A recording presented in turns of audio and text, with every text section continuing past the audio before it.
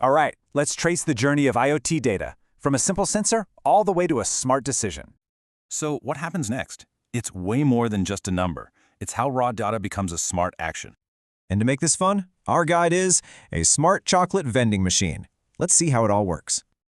Okay, part 1, capturing and storing data.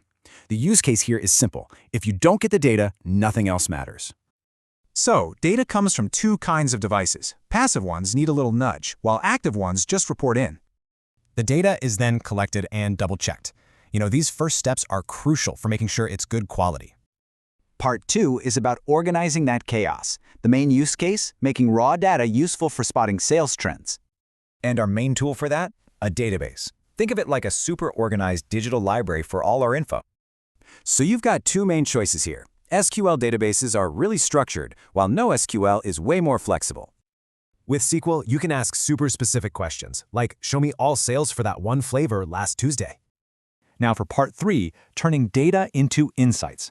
The use cases here are things like forecasting and optimization.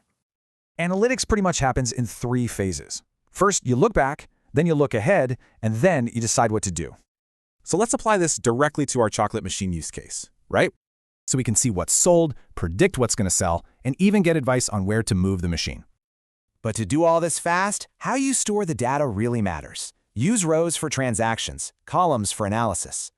And here we are, part 4, putting knowledge to work. The big use case here is creating real business value. This is basically the DIKW pyramid. Raw data becomes information, then knowledge, and finally, wisdom for smart decisions. This whole thing, it's called business intelligence. It's all about making calls based on facts, not just gut feelings. And this is why it all matters. It helps businesses run smarter, keep customers happy, and just plain grow. So from just one sale to a huge business shift, every bit of data has a story to tell. Thanks for watching.